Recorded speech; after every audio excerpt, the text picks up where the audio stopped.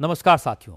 भारत के अलग अलग कोनों से हमारे साथ जुड़े हुए सभी ईपीएस 95 पेंशन भोगी भाइयों और बहनों, कर्मचारी भविष्य निधि संगठन यानी ईपीएफओ के करोड़ों सदस्यों, अपने अधिकारों की लड़ाई लड़ रहे सभी वरिष्ठ नागरिकों और पेंशनर परिवारों का आपके अपने भरोसेमंद YouTube channel pension update 3.0 news पर हार्दिक स्वागत है। साथियों, आज का ये वीडियो केवल एक खबर नहीं बल्कि उस संघर्ष की कहानी है जो वर्षों से लाखों पेंशन भोगी अपने सम्मानजनक जीवन के लिए लड़ रहे हैं। पिछले कई वर्षों से न्यूनतम पेंशन बढ़ाने की मांग लगातार उठती रही है। जगह जगह धरने हुए, ज्ञापन दिए गए, प्रतिनिधिमंडलों ने मंत्रालयों के चक्कर लगाए, संसद की समितियों के सामने अपनी बात रखी और न्यायालयों तक अपनी आवाज पहुंचाई। इसी बीच सोशल मीडिया पर भी अनेक तरह की खबरें सामने आती रहीं, जिनमें से कुछ सही थीं और कई पूरी तरह भ्रामक। इसलिए आज हम तथ्यों के आधार पर यह समझने की कोशिश करेंगे कि वर्तमान स्थिति क्या है, किन मांगों पर चर्चा चल रही है, सरकार और संबंधित संस्थानों के सामने कौन कौन से मुद्दे हैं और पेंशन भोगियों को किन बातों पर भरोसा करना चाहिए तथा किन अफवाहों से बचना चाहिए। साथियों, सबसे पहले यह समझना जरूरी है कि ईपीएस 95 से जुड़े लाखों पेंशन भोगियों की सबसे प्रमुख मांग न्यूनतम पेंशन बढ़ाने की है। लंबे समय से विभिन्न संगठन ये मांग उठाते रहे हैं कि वर्तमान न्यूनतम राशि आज की महंगाई के मुकाबले पर्याप्त नहीं है। उनका कहना है कि दवाइयों, इलाज, बिजली, राशन, गैस, परिवहन और रोजमर्रा की जरूरतों का खर्च लगातार बढ़ा है, जबकि बड़ी संख्या में वरिष्ठ नागरिकों की आय का मुख्य स्रोत केवल पेंशन ही है। यही कारण है कि अलग अलग मंचों से न्यूनतम पेंशन बढ़ाने, महंगाई राहत जैसी व्यवस्था लागू करने और बेहतर चिकित्सा सुविधाएं उपलब्ध कराने की मांग लगातार दोहराई जाती रही है। इन मांगों को लेकर कई ज्ञापन भी दिए गए हैं और विभिन्न स्तरों पर चर्चा होने की खबरें समय समय पर सामने आती रही हैं। हालांकि ये भी उतना ही महत्वपूर्ण है कि किसी भी बदलाव को अंतिम रूप तभी माना जाएगा जब सरकार या ईपीएफओ की ओर से आधिकारिक आदेश जारी होगा। केवल सोशल मीडिया पोस्ट या वायरल संदेश किसी निर्णय का प्रमाण नहीं होते।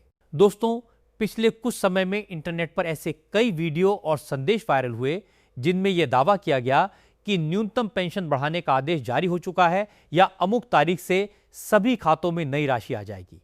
लेकिन जब इन दावों की जांच की गई तो कई मामलों में वे भ्रामक या अपुष्ट निकले। इसलिए हर पेंशन भोगी को यह समझना चाहिए कि किसी भी महत्वपूर्ण निर्णय की जानकारी केवल आधिकारिक अधिसूचना, संबंधित मंत्रालय की घोषणा या ईपीएफओ की वेबसाइट पर उपलब्ध दस्तावेजों के आधार पर ही माननी चाहिए। झूठी खबरें केवल भ्रम पैदा करती हैं और लोगों की उम्मीदों के साथ खिलवाड़ करती हैं। इसलिए जागरूक रहना और हर सूचना की पुष्टि करना आज पहले से कहीं अधिक जरूरी हो गया है। इसी बीच एक दूसरा महत्वपूर्ण विषय भी सामने आया है जिस पर उतना ध्यान नहीं दिया गया जितना दिया जाना चाहिए था। ईपीएफओ अपने डिजिटल सिस्टम को और अधिक आधुनिक बनाने की दिशा में लगातार काम कर रहा है। उद्देश्य यह है कि भविष्य में पीएफ क्लेम, पेंशन संबंधी आवेदन और अन्य सेवाएं पहले की तुलना में अधिक तेज, पारदर्शी और सुविधाजनक बन सकें। लंबे समय से यह शिकायत रही है कि रिकॉर्ड में नाम, जन्मतिथि, बैंक खाते या अन्य विवरणों की छोटी सी त्रुटि के कारण लोगों के दावे महीनों तक लंबित रहते हैं। नई तकनीकी व्यवस्था का उद्देश्य ऐसी परेशानियों को कम करना है ताकि पात्र सदस्यों को समय पर उनकी राशि मिल सके। लेकिन इस सुविधा का पूरा लाभ तभी मिलेगा जब प्रत्येक सदस्य अपने रिकॉर्ड को सही और अद्यतन रखे। यही कारण है कि यदि आपके ईपीएफओ रिकॉर्ड में नाम की स्पेलिंग, जन्मतिथि, आधार, पैन बैंक खाते या मोबाइल नंबर से जुड़ी कोई भी त्रुटि है तो उसे जल्द से जल्द ठीक कराना आपके हित में है। भविष्य में डिजिटल प्रक्रिया और अधिक मजबूत होने पर सही रिकॉर्ड वाले सदस्यों को सेवाओं का लाभ अपेक्षाकृत तेजी से मिल सकेगा। इसलिए केवल पेंशन बढ़ने की संभावनाओं पर चर्चा करना ही पर्याप्त नहीं है, बल्कि अपने दस्तावेजों को भी व्यवस्थित रखना उतना ही आवश्यक है। यही जागरूकता भविष्य में आपको अनावश्यक देरी और परेशानी से बचा सकती है। साथियों, पेंशन भोगियों की आवाज आज पहले से अधिक संगठित दिखाई दे रही है। विभिन्न राज्यों में संगठन अपने अपने स्तर पर सरकार तक अपनी मांग पहुंचाने का प्रयास कर रहे हैं। उनका कहना है कि वरिष्ठ नागरिकों को सम्मानजनक जीवन जीने का अधिकार है और सामाजिक सुरक्षा व्यवस्था को समय के अनुसार मजबूत किया जाना चाहिए। दूसरी ओर सरकार और संबंधित संस्थानों के सामने वित्तीय, प्रशासनिक और कानूनी पहलुओं पर भी विचार करना होता है। इसलिए किसी भी बड़े निर्णय में समय लगना स्वाभाविक है। लेकिन यह भी सच है कि जब किसी मुद्दे पर लगातार जनचर्चा होती है, तथ्य सामने रखे जाते हैं और लोकतांत्रिक तरीके से आवाज उठाई जाती है, तो उस पर विचार की संभावना बनी रहती है।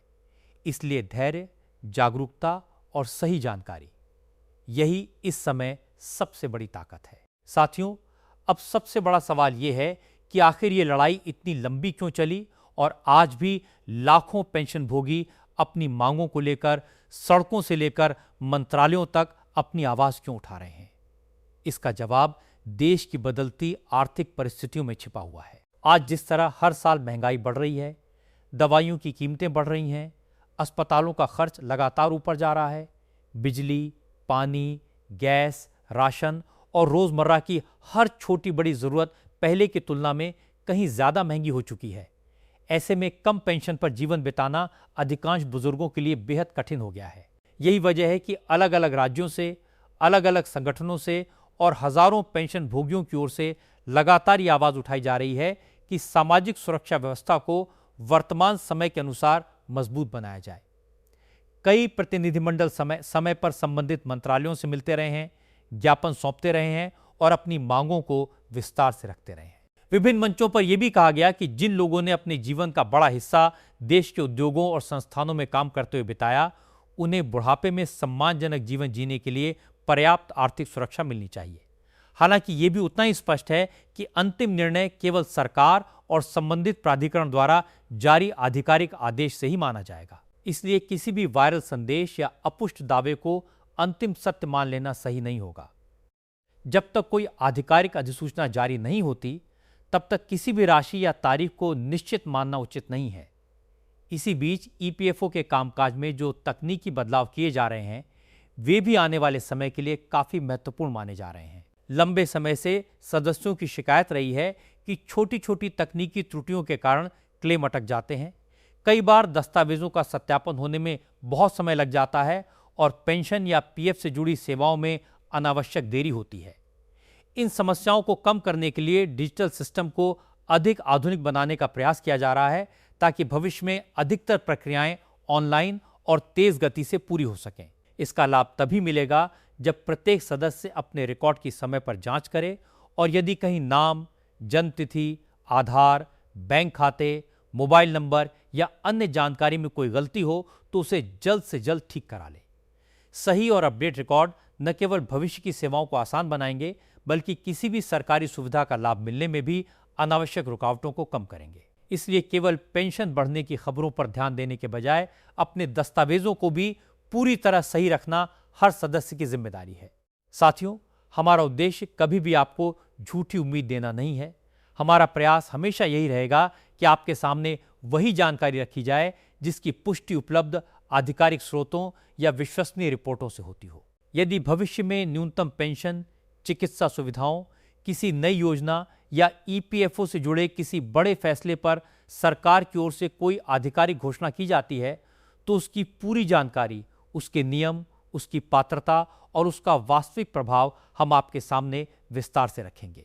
इसलिए अफवाहों से बचिए, केवल प्रमाणित जानकारी पर भरोसा रखिए और अपने अधिकारों के प्रति जागरूक रहिए। यही जागरूकता इस संघर्ष की सबसे बड़ी ताकत है। अगर आपको आज की जानकारी उपयोगी लगी हो तो इसे अपने साथी पेंशन भोगियों तक जरूर पहुंचाइए, ताकि अधिक से अधिक लोग सही जानकारी प्राप्त कर सकें और किसी भी भ्रामक दावे का शिकार न बने। हमारे साथ जुड़े रहिए, क्योंकि जैसे ही कोई नई आधिकारिक सूचना सामने आएगी, हम उसे पूरी जिम्मेदारी और सच्चाई के साथ आपके सामने लेकर आएंगे। धन्यवाद। नमस्कार।